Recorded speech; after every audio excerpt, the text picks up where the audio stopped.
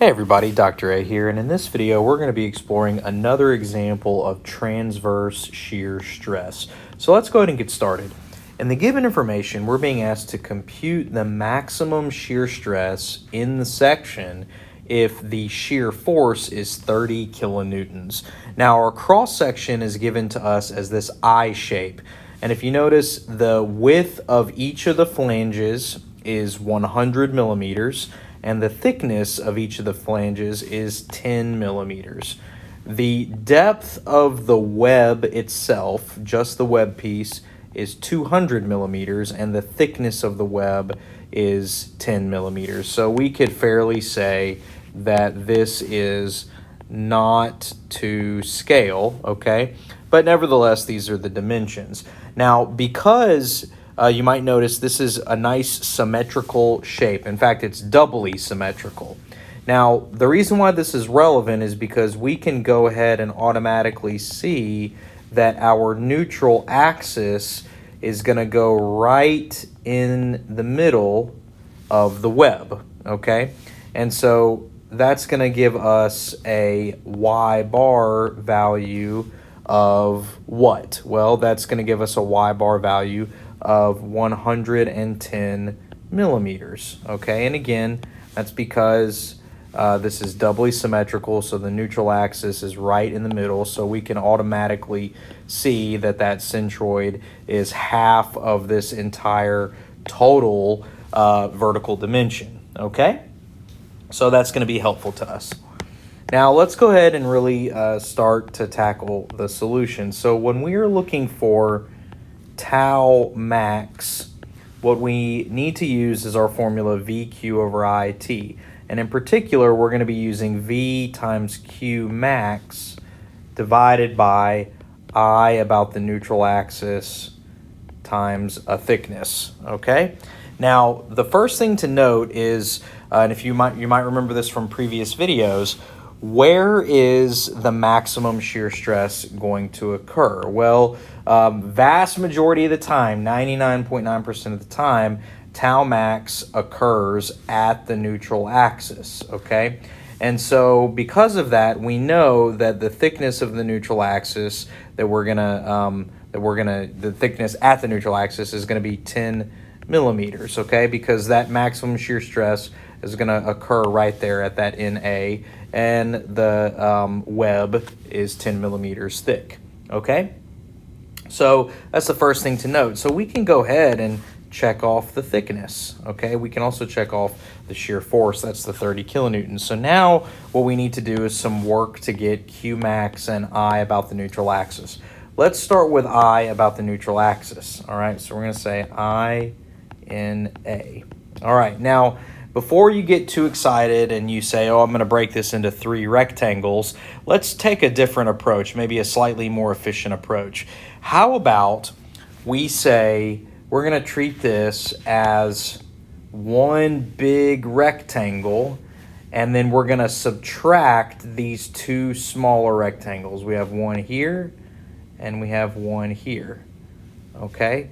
So again, one solid rectangle minus these 2, I guess, holes you could call them, although it's not really holes, it's just a absence of material, all right? We can do that. I mean, we learned that back in statics. So let's go ahead and do that. If we consider one large rectangle, we're going to say BH cubed over 12, so that's 100 millimeters times 220 millimeters cubed over 12. And then we're going to subtract those 2 smaller rectangles minus 2 times, and the base dimension of each of these smaller rectangles will be 45 millimeters. We know that because we can say 100 millimeters minus 10 is 90, divided by the 2 sides is 45 millimeters. So say 45 millimeters times 200 millimeters cubed over 12, okay? Now, where is the plus AD squared term for our moment of inertia? Well, We don't need the plus AD squared term. I mean, you could say it's there, but the D is going to be 0, all right? That's because we have a doubly symmetrical section. And when we're looking for the moment of inertia about the X neutral axis, the D term is gonna wipe itself out, okay?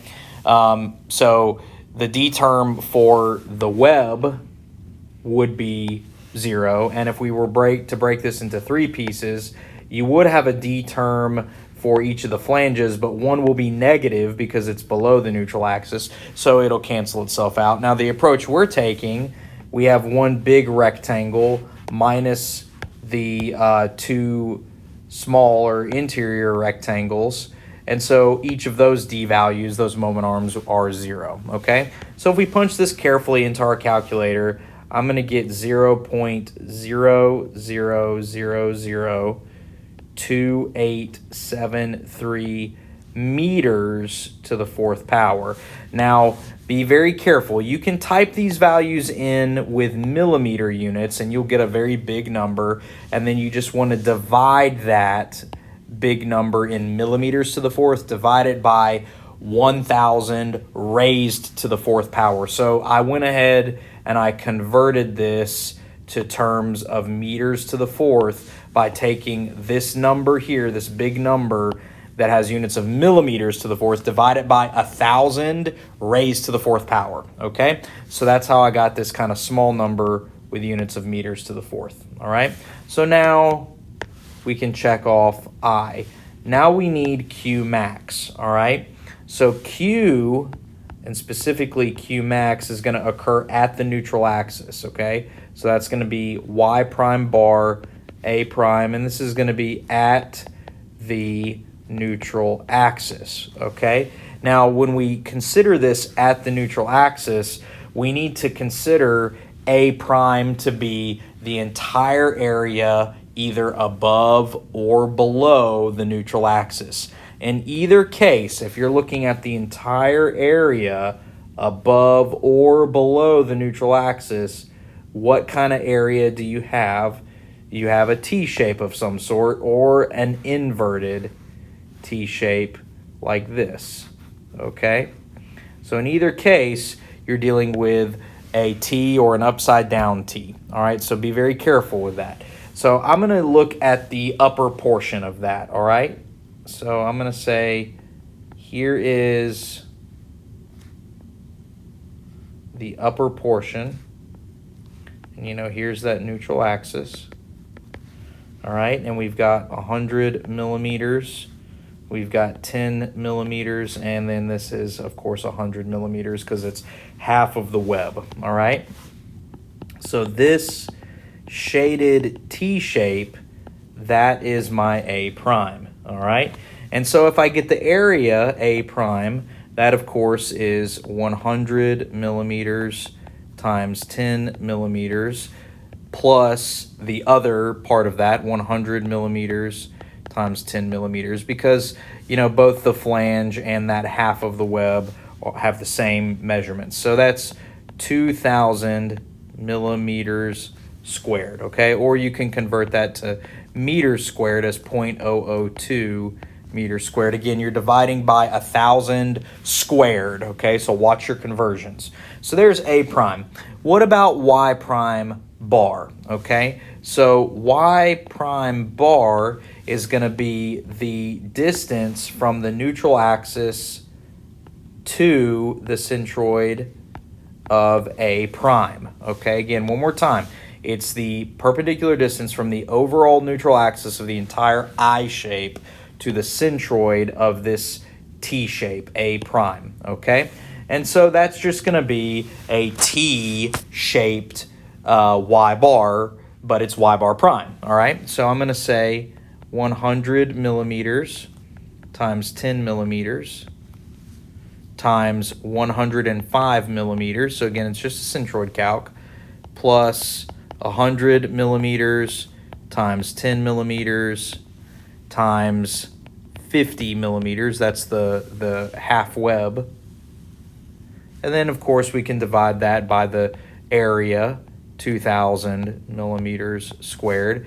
And so doing some rearranging, you should get a y prime bar as 77.5 millimeters. And if you want to convert that to just meters, that's going to be 0.0775 meters. You just divide that by 1,000, okay? And so finally, we can punch this through, and we can get Q max as 0.000155 meters cubed, all right? Now we're ready to substitute this into our tau calculation. So I'm going to say tau max is equal to 30 kilonewtons times Q, so times 0.000155 meters cubed, divided by that moment of inertia we got earlier, 0.002873 meters to the fourth, times the thickness, 0.01 meters, and we punch that through, and we should get 16,190 kilopascals. And, since that's kind of a big number, how about we repackage that as 16.19 megapascals? And that becomes our final answer. Now, I skipped a lot of intermediate statics and geometry steps here, okay? I also skipped a lot of conversions. So if you're rusty on these conversions and you're not quite understanding where these conversions are coming from, you need to go back and review some basic statics or basic conversion factors, okay? Also, if you're rusty on your moment of inertia or your centroid calculations, take a look at my statics playlist because I have some videos just dedicated to that. So that concludes this example. If you found this helpful, please hit like and subscribe and be on the lookout for other content like this. Thanks.